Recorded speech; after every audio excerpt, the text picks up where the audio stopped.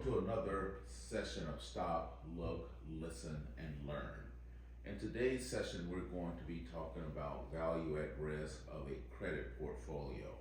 And in particular, we're going to be looking at what impact does the correlation amongst the various credits within a portfolio have on the value at risk of a credit portfolio.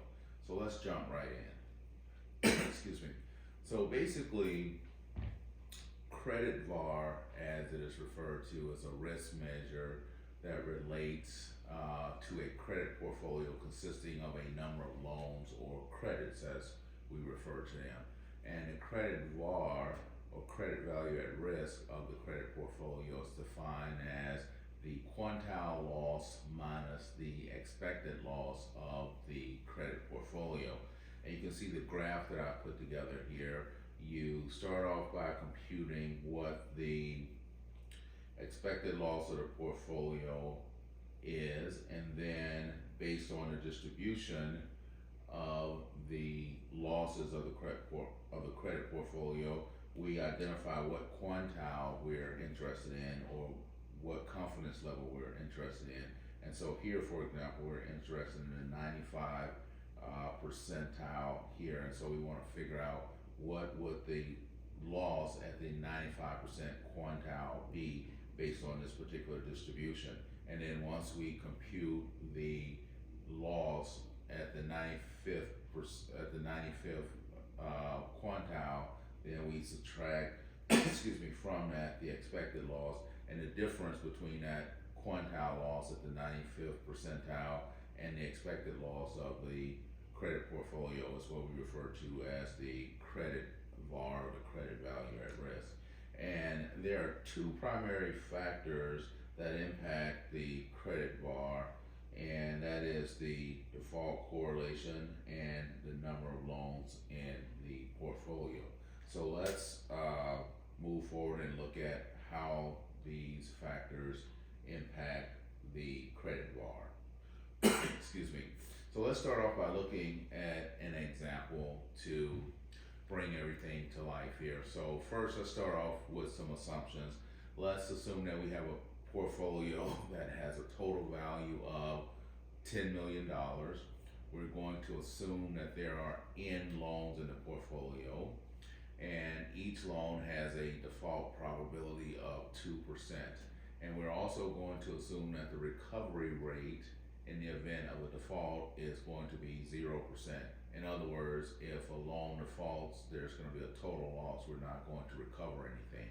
And in this example, we're going to assume that the default correlation amongst all the credits within the portfolio excuse me, is going to be 1. And so that's the base set of assumptions we're going to be working with here. And so now let's look at some questions relating to this and some implications. So first, we want to start off by looking at and understanding the significance of default correlation being 1. Well, one significant consequence of that is that the portfolio will behave as though it has only one loan, regardless of the number of actual loans that might be included in the portfolio. And what that means essentially is that all the loans will default at the same time, or none of the loans will default. And that's because the correlation is 1. So this would be a scenario where everything is perfectly positively correlated. So if you have one loan defaulting, all of the loans will default. If one loan doesn't default, then none of the loans will default. So that's the consequence of the default correlation being 1.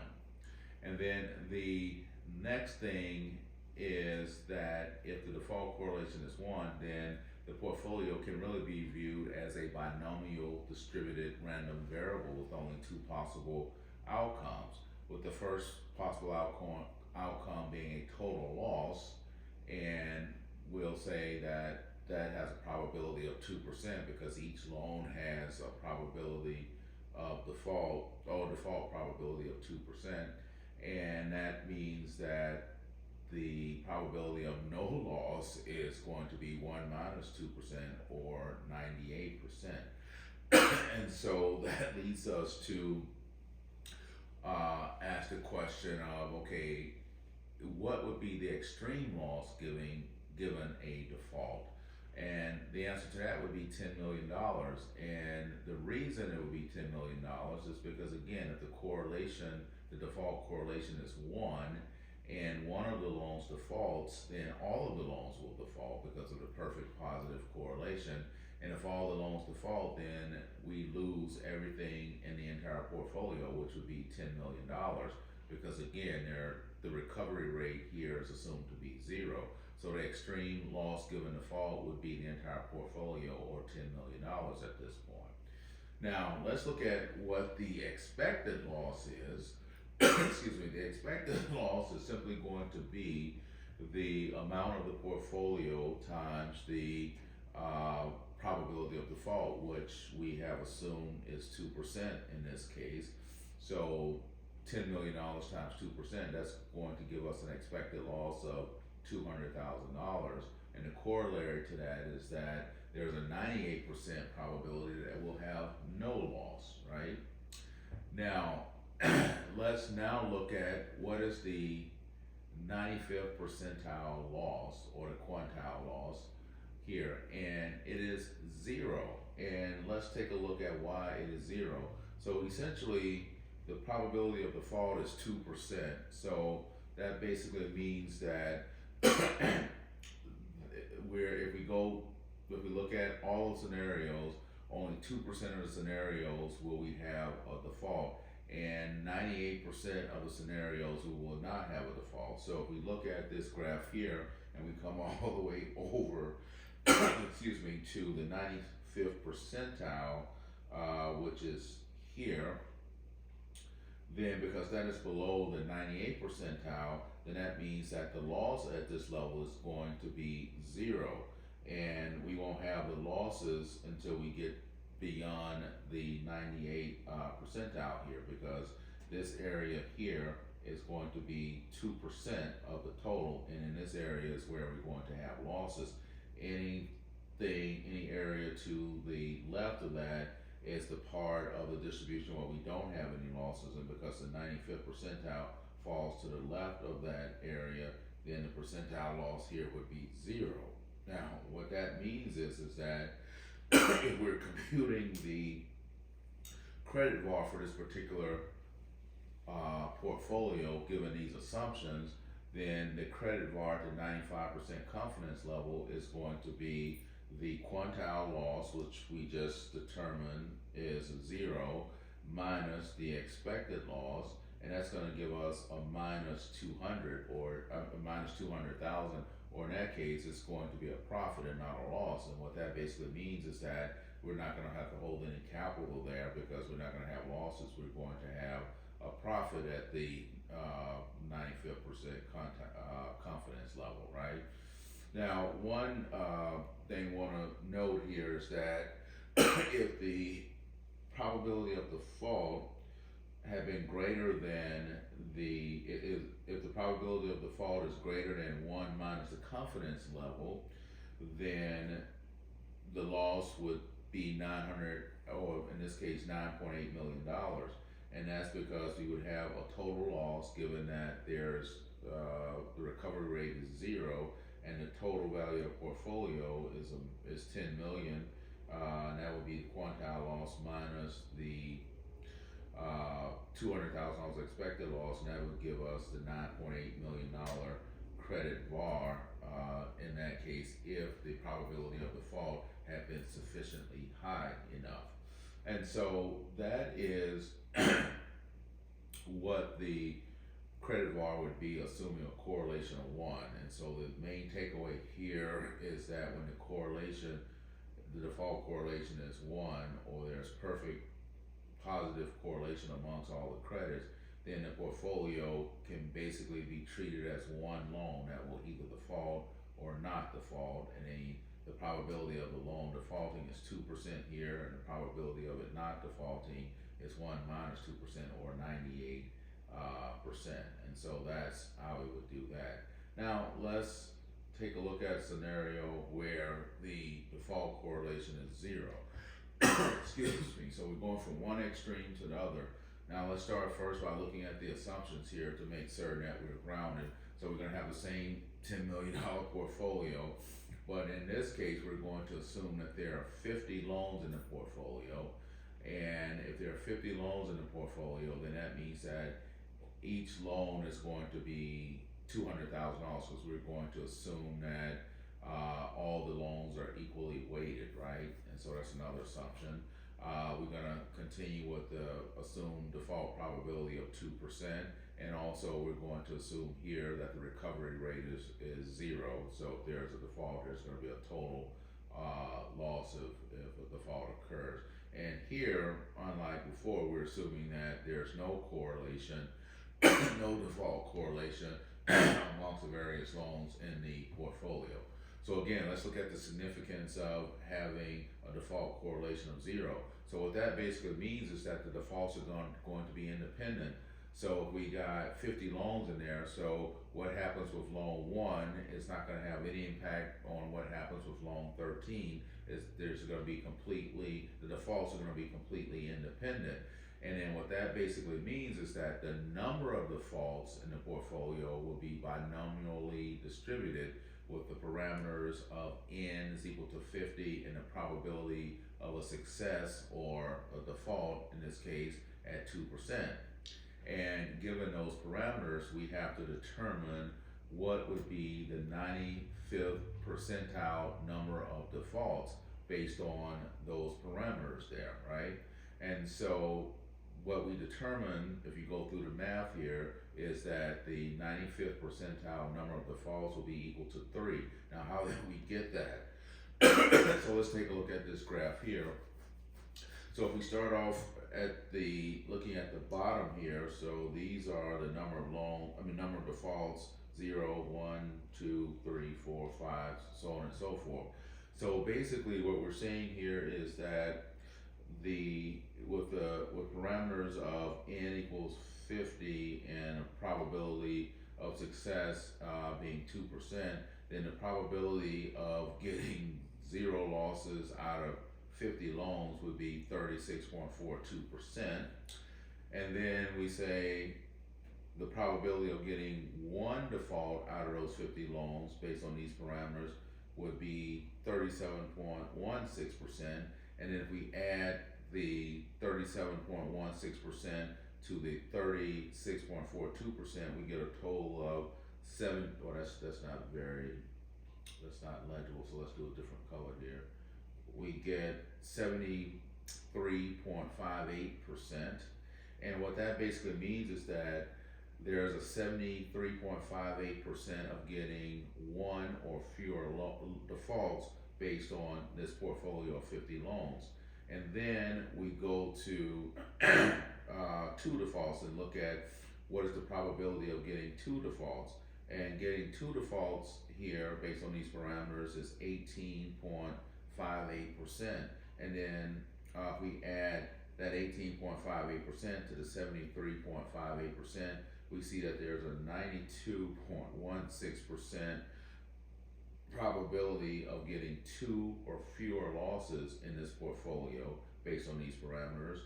And then finally we go to 3 losses, and the probability of getting 3 losses is 6.07%, and we add that to the 92.16%, and then we see that the probability of getting 3 or fewer losses or 3 or fewer defaults within this portfolio is 98.22%.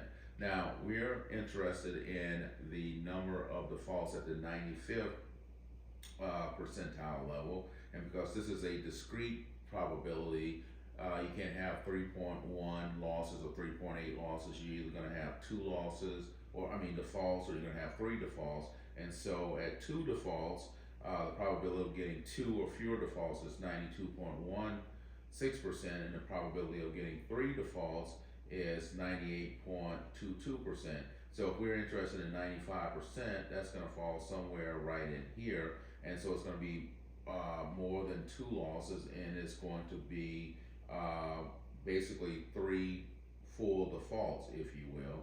And so that's why the number of defaults at the 95th percentile, we say is 3. Now, how do we compute that 3? Let's look at this here for a moment. So essentially, what we do is we use the formula, which is for the PDF for the binomial, which is going to be n choose c times the probability, let's say n choose x times the probability of success raised to the x times 1 minus the probability times n minus x. So that's the formula that we are using here. And then you'll recall that this is going to be equal to n factorial over n minus x factorial times x factorial. And so that's what that value there turned out to be. So if we just go through this here, so let's look at what is the probability of getting 0 defaults if we have 50 loans in the portfolio and the probability of default is 2%. So it'll be 50 choose 0, and then this is the formula that we're using. And so we plug the numbers in and do the arithmetic, and you see we come out with 36.42%, and that would be the cumulative probability of getting 0 defaults, right? And then we do the same thing to determine what is the probability of getting 1 default in this portfolio based on these parameters, and plugging the numbers into the formula, we see that the probability of getting 1 default in this portfolio based on these parameters is 37.16%. Then we add the 37.16% to the 36.42%, and then we see we get a cumulative probability of getting 1 or fewer defaults being equal to 73.58%. And in a similar fashion, we do the same thing to determine what's the probability of getting 2 defaults, and the probability of getting exactly 2 defaults is 18.58%. Then we add that to the 73.58%, and we see that the probability of getting 2 or fewer defaults is 92.16%. And then finally we do that for 3 loans, and we plug that in, and we see the probability of getting exactly 3 defaults in this portfolio is 6.07%. Excuse me. And then we add that to the 92.16%, and we see that we get a total of 98.23%, and that represents the cumulative probability of getting 3 or fewer defaults in this portfolio. And we're interested in the 95th percentile number of losses, and so 2 losses would be below the 95th percentile loss, and 3 is 98.23%. So once we cross over this threshold here, that means that the 95th percentile number of defaults would be 3, and that's how we come up with the number here. This number 3, and this matches it right here as well, right? Now, going back, excuse me, and I apologize for my condition here, but going back to this slide here, we compute the expected loss in the same manner that we did before. So the probability of default for a particular loan is 2%. So we take the total portfolio and multiply times the probability of a default for any particular loan, and that's going to give us, again, an expected loss of $200,000. Now, in this case, we want to know what is the 95th percentile loss. So in this case, it's not going to be 0 like it was before. What we're going to do is we're going to say, okay, how many defaults would we have? What would be the number of defaults at the 95th percentile? And we saw previously that that's going to be 3 defaults, excuse me, at the 95th percentile. And then each loan is worth $200,000. So if there's a default on a particular loan, then the loss is going to be $200,000 because we're assuming again that the recovery rate is zero, and three defaults times $200,000, which would be the amount of the loss in each of the three defaults. That gives us a 95th percentile loss of $600,000. And then, of course, the credit VaR, as we saw earlier, is defined as the percentile loss minus the expected loss. So here, the percentile loss, in this case at the 95th percentile, is $600,000, and the expected loss of the portfolio is $200,000, and so we take the difference between the confidence or the quantile loss and the expected loss, and so we can see that is $400,000 here, right? And so that's basically telling us, in a sense, you know, basically the amount of capital we need to hold to make certain that we'll be able to absorb essentially that unexpected loss, because the expected loss should be taken or provided for in the pricing or whatever. In other words, the pricing of the product, the interest rate you set should be sufficient enough to cover the expected losses of the portfolio, but this would basically represent a loss that's greater than what the expected loss is, and in that case you would need capital to absorb losses that are greater than what the expected loss of the portfolio is, right? So again, this is a scenario where we're assuming that the default correlation is zero and we have 50 loans in the portfolio. Now let's look at a scenario where we have the same default correlation of zero, but let's assume now we have 1,000 loans in the portfolio. And starting again with the assumption, so we're starting off with the same $10 million portfolio, but this time we're assuming that we have 1,000 loans in the portfolio, and that means that each loan is going to have a face value of $10,000, right? We're going to assume that the probability of default remains at 2%, excuse me, and the recovery rate also remains at 0%, so that if there is a default, there's going to be a 100% loss. And again, we're looking at the zero default correlation scenario. And the significance of this is the same, which are that the defaults in this portfolio are going to be independent. So again, we need to determine what the number, and the number of defaults will be a binomial distributed random variable with parameters of 1,000, n equals 1,000 this time, with the same probability of success being 2%. And so in this case, we have to determine what the 95th percentile number of defaults are based on these parameters. And if you go through the math here, what you'll see is that the 95th percentile number of losses in this case is 28. And so you can, let's take a look at this chart here and blow it up a little bit. So down on the bottom would be the number of defaults, and the bars would tell you what is the probability of getting exactly that number of defaults. So for example, what this is saying is that there is a 8.97% chance of getting exactly 20 defaults out of this portfolio containing 1,000 loans, right?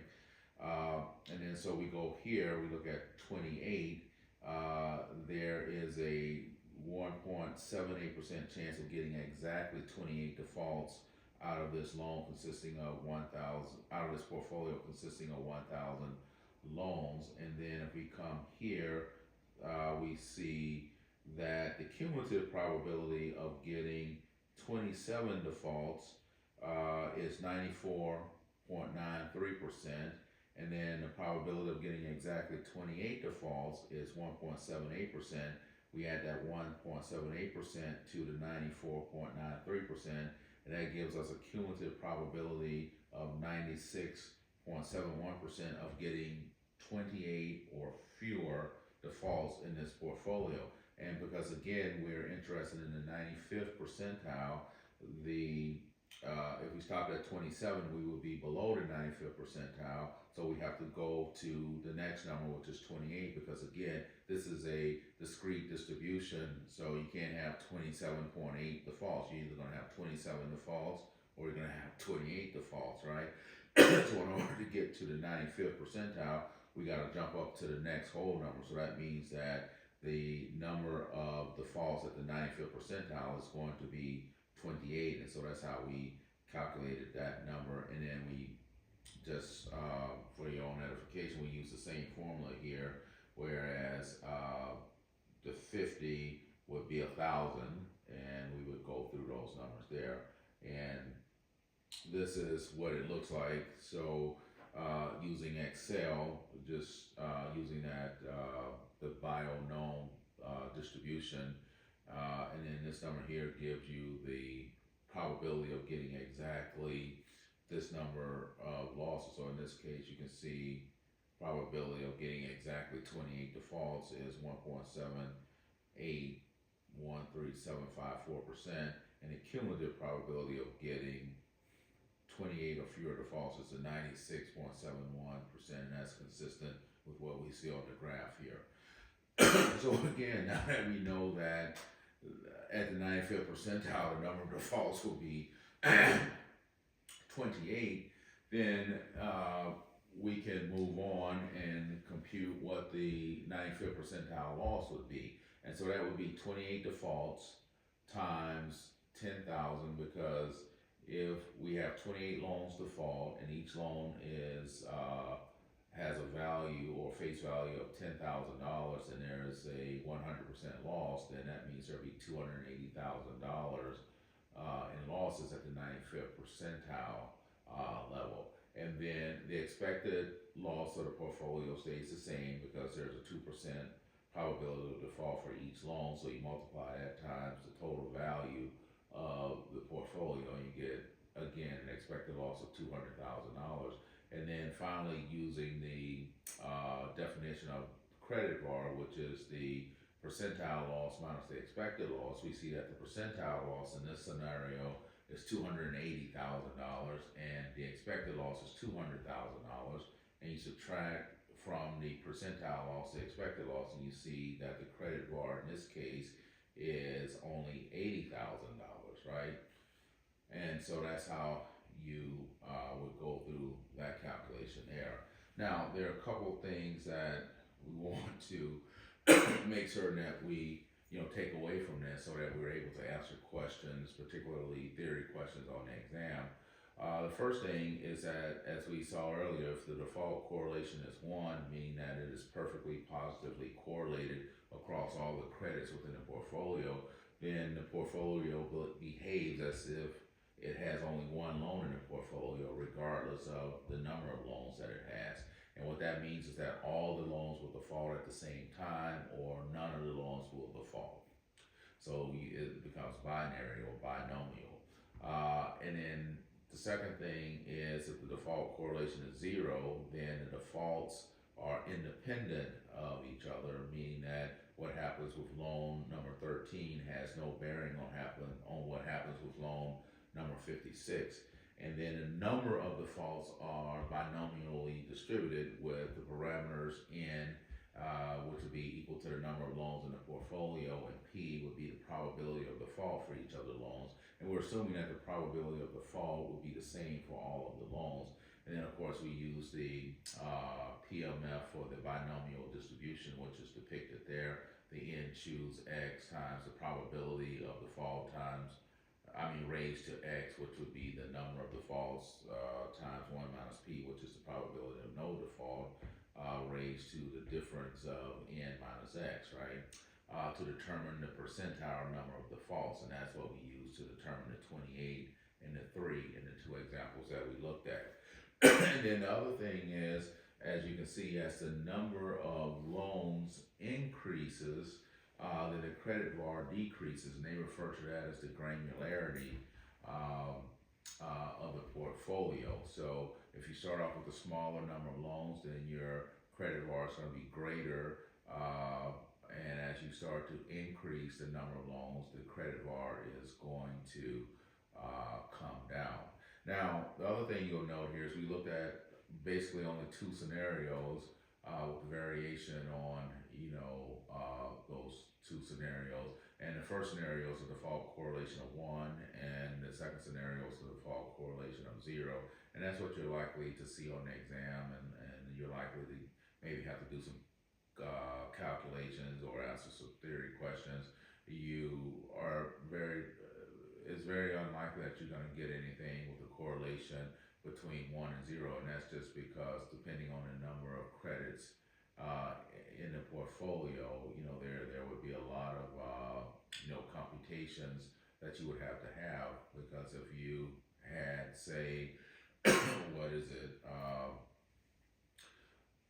100 loans in the portfolio, well then you're gonna have 100 uh, times 100 covariances, and you subtract 100 from that, so it'll be, what is it, n times n minus 1 divided by 2, so it'll get to be a pretty big number. And so that's one of the drawbacks of this particular approach, is that it can be very computationally intensive, if you will. But this is kind of what the curriculum covers, and if you are good with all of the things we've just gone over here, you should be able to answer any theory questions that they might throw your way, and also do any calculations that they might ask you to do on the exam. So that's pretty much all I wanted to cover in this session here. So if you have any questions, please feel free to put them in the comment sections, and I will get back to you. And in the meantime, as always, best of luck studying for your exams, and don't forget to subscribe to our channel. Thanks, and have a great day.